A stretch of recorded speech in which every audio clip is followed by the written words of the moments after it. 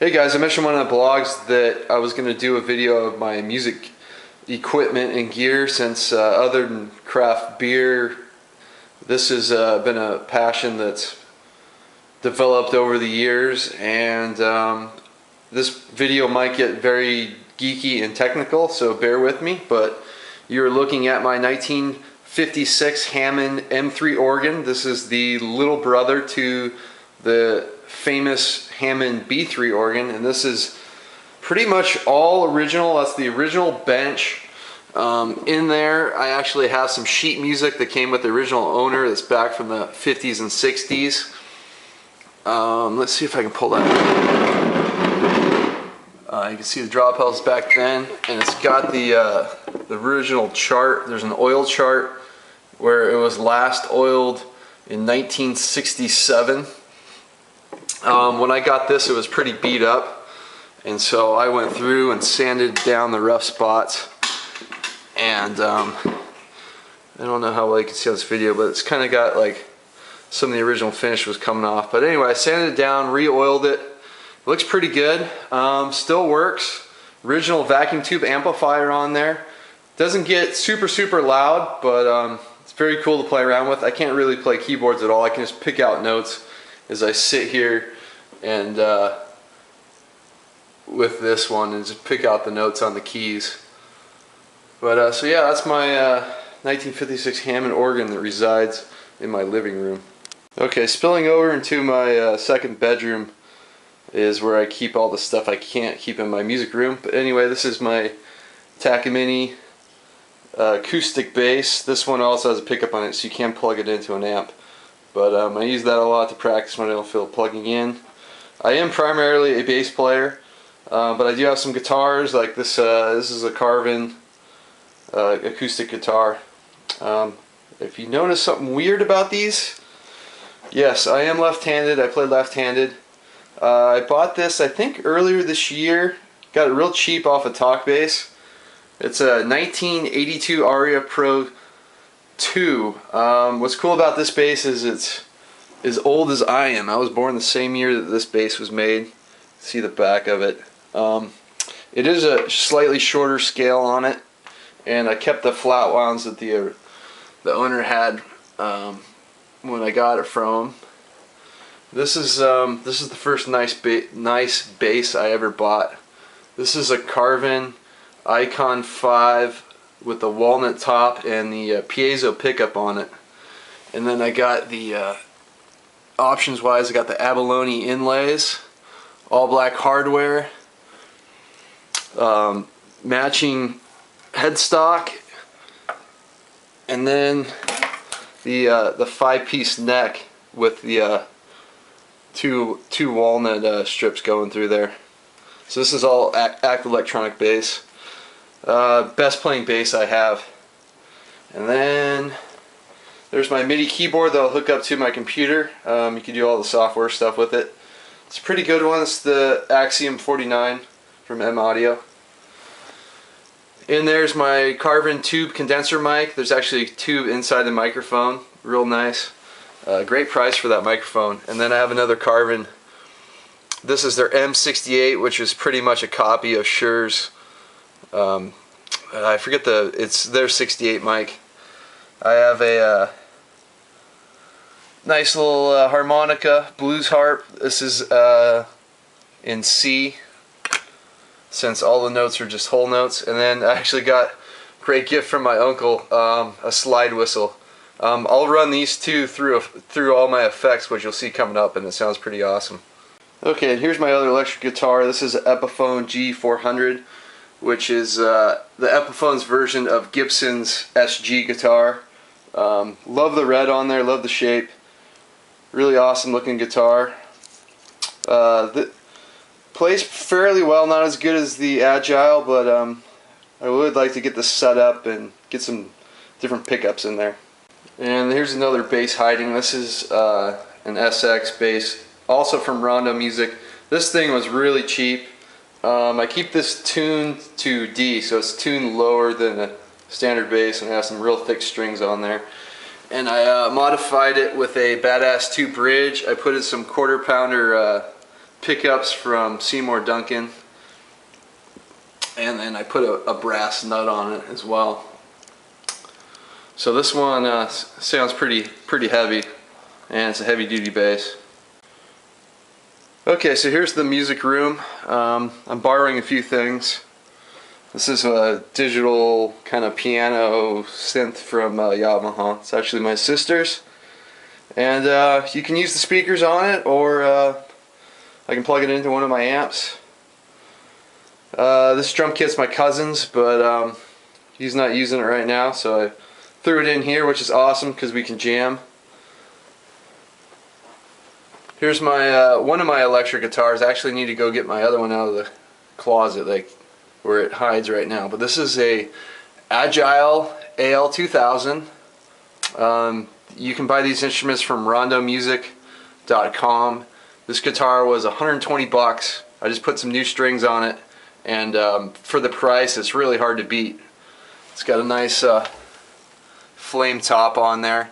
The only thing I would do with this one was just change out the pickups. Other than that, just adjusting the string height on there, and it's good to go. That's a real nice playing guitar.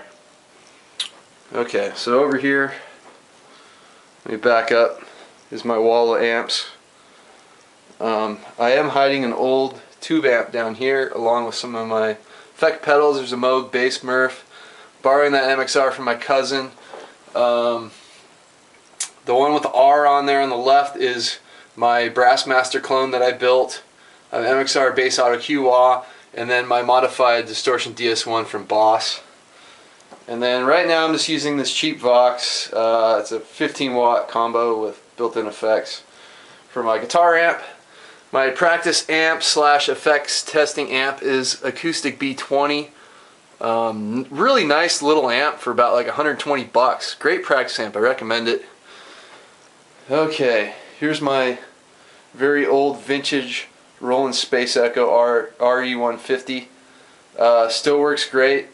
You get that nice warble echo effect on there, and then they have some stuff sitting on top. A couple slides, boutique bass fuzz pedal. There's a semaphore tremolo. This is my Zvex Woolly Mammoth clone that I built, and then some of you probably think that's pretty awesome, but this is a Debbie Ever, The Legend of Fuzz. It's a really harsh, sort of bit crushing-esque sound that kind of gives you that old NES sound on it. And then one of the cabs I'm running through one of my amps is this PV. This is a 215 cab. I think I dated it back to the early 80s. And then over here, running that cab is my vintage acoustic 370.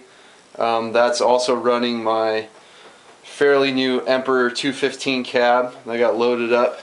If you can check out, this is an uncovered cab where they stain the wood on it. Very vintage sounding cab. And then my other setup is that tiny little Mark II from Mark Bass. That actually puts out 500 watts. It's pretty awesome. And run that through my Carvin 410 BXR cab. This is built like a tank. It's an awesome sounding cab. Handles a ton of wattage. And then over here is one of my pride and joys. You won't see too many of these. This is a left-handed jet glow bass. This is a Rickenbacker 4003. It's a 2009 model, and Rickenbacker stopped making left-handed basses to try to catch up on production, so you won't see too many of these. It's pretty rare bass.